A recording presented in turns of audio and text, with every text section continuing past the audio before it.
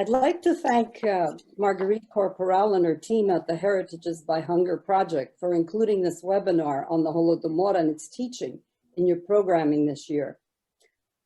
Today I will outline the steps I took to include the teaching of the Holodomor as a topic in school systems in Canada.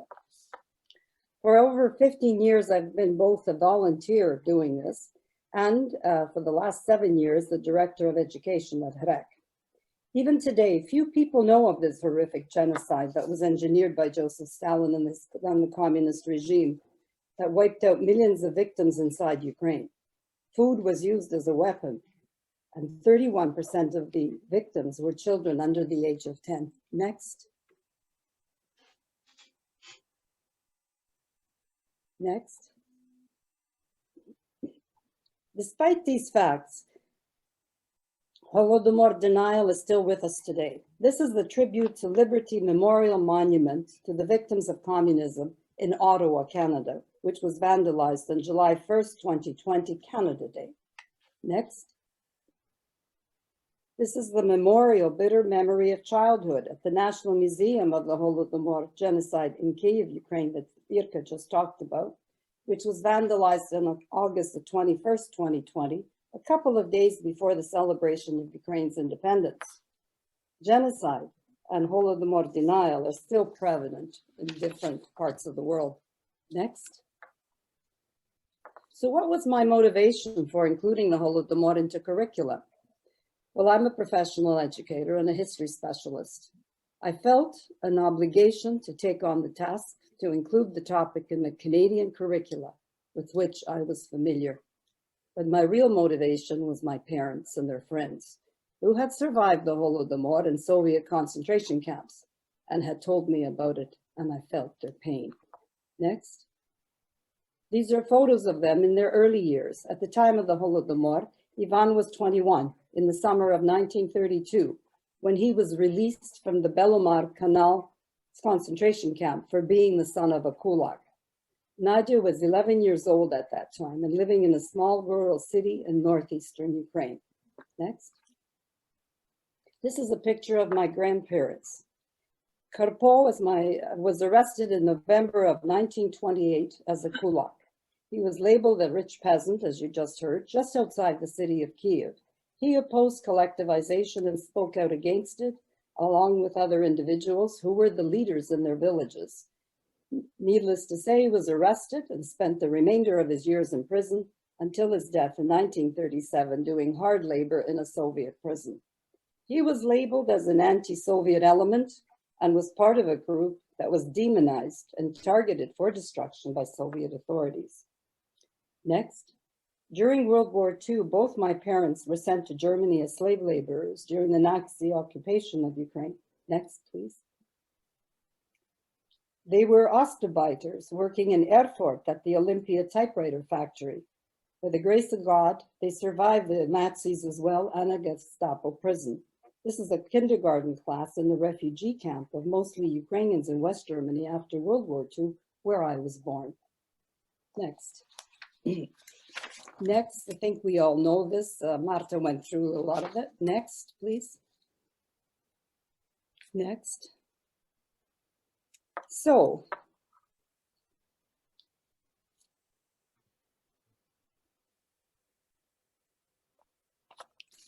sorry about that. What steps were basically, how could it happen that a country that had lived through such a genocide had to be reminded of its own genocide so many years later, and that few people in the world knew about it? Well, as Marta mentioned, it was denied by the Soviet Union and Russia. It was covered up inside and outside the Soviet Union and basically ignored by Western governments. And what is very important is the fact that it was forbidden to speak about it. History was written in such a way that the historical memory about the Holodomor was wiped out in Ukraine. Next, please. So what steps have we taken to include the Holodomor in Canadian curriculum? In 2008, I created the National Holodomor Education Committee for the Ukrainian Canadian Congress, which is an umbrella organization for Ukrainian community leaders. And It included both activists and professional educators. We were going to work on Holodomor, getting the Holodomor into education. We set up Holodomor education committees in the provinces across Canada to coordinate our work. Next. Recognition of the Holodomor as genocide was key in Canada. It was recognized nationally, as you can see, by the federal government in 2008. This was followed by the provinces. 6 of the provinces so far have done the same, and 5 of them have included it into their curriculum so far. And we're working on the rest. Next. Once the Holodomor was formally recognized, commemorations were held along with government officials attending. And of course, we could visit the government officials and ask for them to include the Holodomor in curriculum because it was acknowledged as well. So what was happening in the schools? Well, we instituted a Holodomor Memorial Day in schools, which is a very important thing. We do it on the 4th Friday, not the Saturday. This was done with the largest school board, the Toronto District School Board. And the date is entered for the Memorial Day, is entered on the school calendar each year. This initiative has taken root in different parts of Canada as well. So it's growing. Each year, we remind school boards about the coming event in November by preparing a pamphlet, a letter, and send out emails with links to resources on the Holodomor. All this is done electronically, and we also hand out hard copies. Next. This is the pamphlet we prepare. Basic facts, an announcement, information about resources. Next, please. As you can see, there's a book, my book that I will be talking about. There's a little section on the bus and so forth. Next, please. Inclusion of the Holodomor as a topic in curriculum really requires professional educators who are familiar with the curricula and can advise where the topic may be taught. So what is the best approach? Well, you have to emphasize the issues that are important in our democratic society and must be taught. And so the issue is human rights, as you can see, their abuse, democratic values, and the teaching of responsible citizenship. That means that it could be taught in many courses because these items are all part of the curriculum in all democratic countries. And examples such as the abuse of human rights, the right to life, and the right to food. Next, please. That means this approach, by approaching it from the human rights perspective, makes it possible to include it in a large number of topics and use the example of the Holodomor as one of the teaching examples that can be used to teach it. So it's a multidisciplinary approach for its inclusion. And you can see all the different courses that I have outlined there that we have been able to identify. Next, please.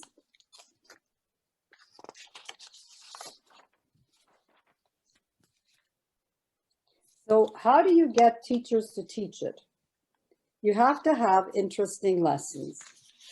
You have to make sure that they are able to see that it is both you can have engaging and interactive learning occurring today in the 21st century.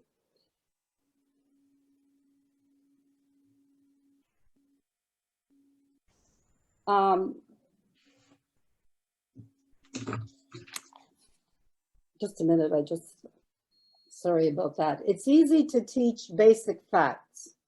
But what is more complex is to teach critical thinking skills. And that is what I have been doing all my life. And I was very pleased to be able to do this for the Holodomor. And my slogan is that the teacher is not a trainer, but a facilitator of the learning process. So things about within the last 25 years, the teaching of history and the teaching of any subject has changed. So the delivery method of the teaching resources is just as important as the content. Next, please. And so methodology, here is a sample lesson. Ilka mentioned the bus, the Holodomor mobile classroom. I am the author of the inaugural lesson, which has won all kinds of awards. It is an interactive lesson, even without the bus, because I created it that way. But it's very important that we emphasize the development of historical and critical thinking skills, not just facts. My approach is for the students to work like historians or detectives to find the truth using a variety of primary and secondary resources. In such an approach, little information about the topic is given to them ahead of time because they have to come up to with their own conclusions while working in groups and present their findings to the class. This is interactive learning at its best. The role of the teacher changes from a provider of information to that of one who organizes and facilitates the learning process. This lesson will soon be available not only in English, but in Ukrainian. It'll be published in Ukraine in the next month, and it's already translated into French. Next. And of course, we did mention HREC already. As you can see, there are two branches, equal branches, research and education. And that has made a big difference because we have a constant base for all our work. Next, please. And this is what I do in HREC education. We have promotions, we promote the topic, we have educator training centers, resource development, consulting, do consulting, outreach, and lots of presentations. Next. Here's a list of some of the stuff that we do. I mentioned the ministries of education to include the Holodomor curriculum. That's a very important point. We have to visit with local people because we have 10 ministries of education in Canada because we have 10 provinces. So we have to coordinate all our activities, and this is very important. And of course, advocacy work with individual school boards. Next, please. Here are some more initiatives. These are the kind of things that we have had to do to promote the Holodomor further, and I'll be going through with individual slides for each of these.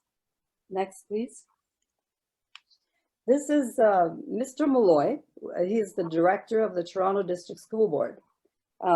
This is a very important thing that happened because we secured a partnership agreement with the Toronto District School Board. They were the first ones to pass a resolution declaring Holodomor Memorial Day in their schools.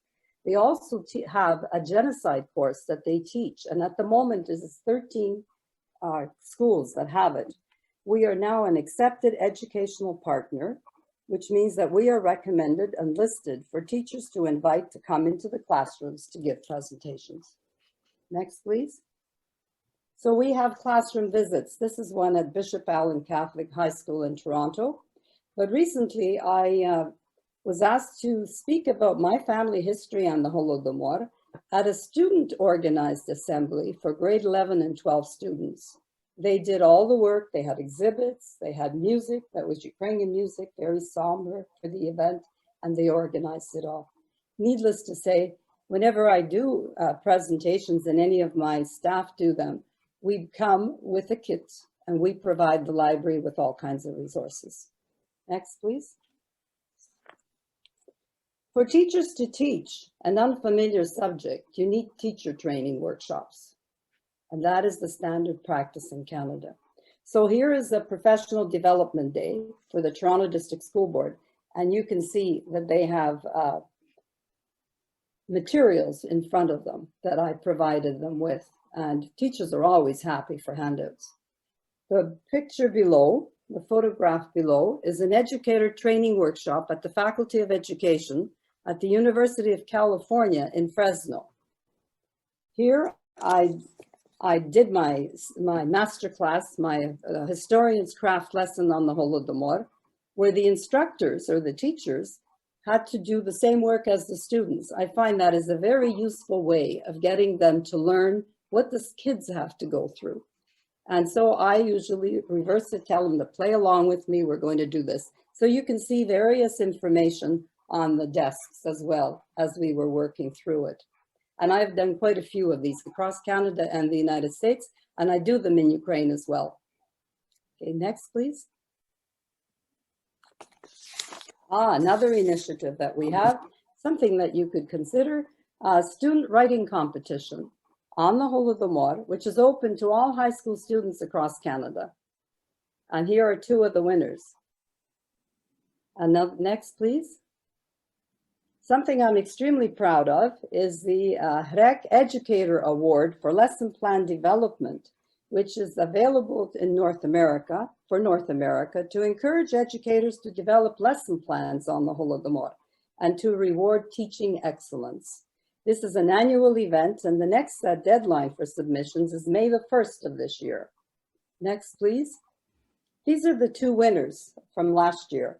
If you notice, Dr. Kenny is did a lesson on imperial famines, of all things. So that might be right up. This is on our website, by the way. Once they finish, they submit them, we put them on our website. And the other teacher comes from Edmonton, Alberta, and she did a lesson for elementary grades on teaching the Holodomor through music. Next, please. Another thing I'm very proud of is the fact that we have held several Holodomor education conferences. This is the second one. It was held in 2017, as you can see, at the Canadian Museum for Human Rights in Winnipeg. This is the first museum of its kind, I think, not just in North America. And we had, it was extremely successful. We had participants from the US and from Ukraine as well. We had 120 people participating. Professors who were involved in giving some of their most recent research. We had faculty of education staff on panels discussing what the teaching of human rights in the Holodomor. And we had teachers, lots of teachers we had methodology sessions for teachers at the primary, middle school, and high school levels so that everyone could be satisfied. And teachers requested, most of all, teaching materials. And of course, we gave them some as well when they came. So that was a very important initiative, and we're due to do another one of these in the near future. Next. And of course, you can't not have curriculum development. It's the most important thing, the teaching resources. And this is my book that took me almost 10 years to produce. It's Holodomor in Ukraine, the Genocidal Famine, 1932-33, Learning Activities for Teachers and Students. 309 pages, 4 parts to it. And as you can see, I tried to make it as attractive as possible. Look at the timeline. We have photographs. We have primary resources in it. We have survivor accounts or excerpts, documents, and so forth. And we have lesson plans, lots of lesson plans and resources as well. And the aim is to develop critical and historical thinking skills using the inquiry method. And teachers tell me it is everything a teacher would need to teach the topic. Next, please. And this is my dedication page of the book. Next, please. And of course, we have our half of the website, the HREC website, is the education.holodomor.ca. We have lots of materials for teachers that they can download easily. And we have information about Holodomor Memorial Day in schools, all kinds of upcoming events. We have art lessons on it as well. So there's lots of variety, a tremendous amount of variety that is important on the website. Next, please. Next. Is it stuck, Marguerite? It's indicating this is the final slide to me. No, it's not. But anyway, I'll just finish off without the slides. I work with Ukraine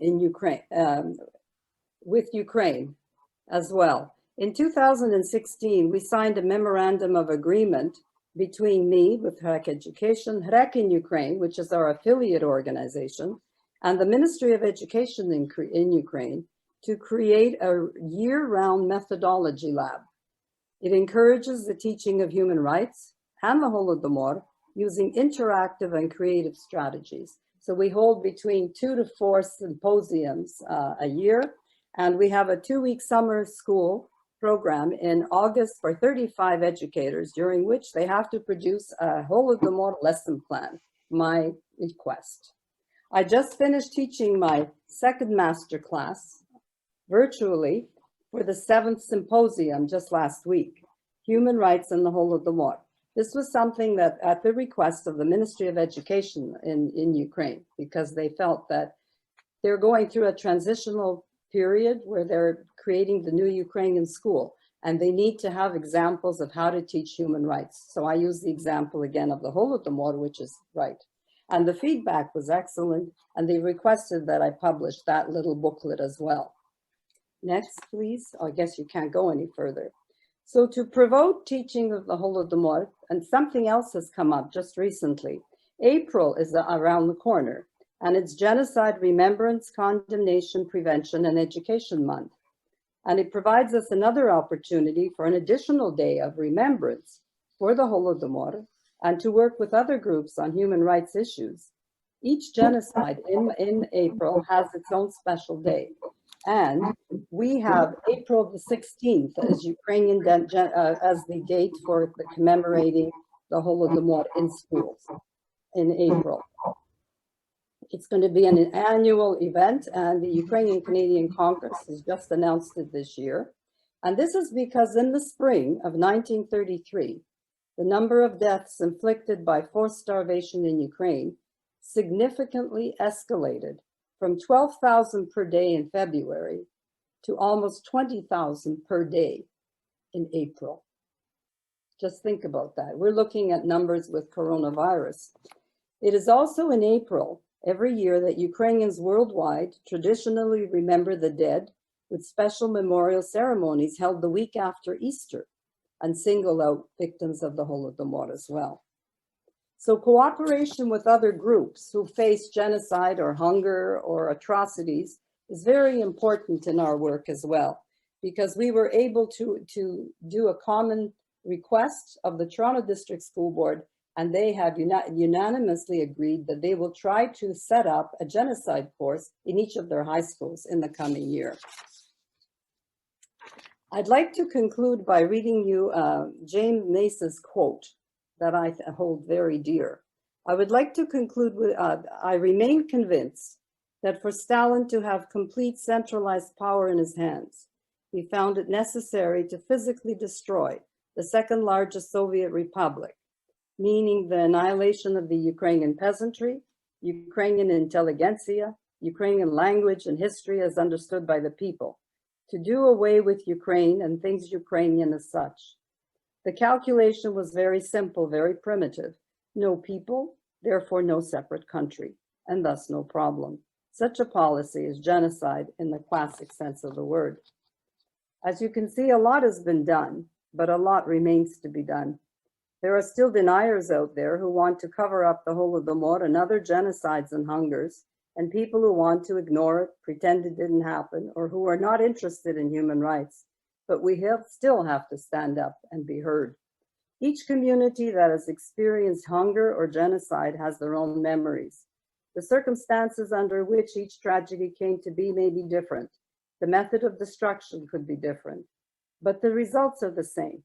The dehumanization of a targeted group of people in society and their destruction that leaves consequences for generations. History has shown us that genocides can occur anywhere, even in democracies, even though they mostly have been prevalent in totalitarian regimes. To prevent their reoccurrence requires vigilance and an understanding of how genocides evolve. This is why we as educators have an obligation to teach our students the steps leading to genocide and atrocities and provide them with tools to prevent its escalation and reoccurrence. Ladies and gentlemen, thank you for your attention. I leave you with my educator's creed. I am only one, but still I am one. I cannot do everything, but still I can do something. And because I cannot do everything, I will not refuse to do something that I can do. I'd be happy to answer your questions, but I have one question of you before I do that. How many countries in the EU have recognized the Holodomor as genocide? Thank you.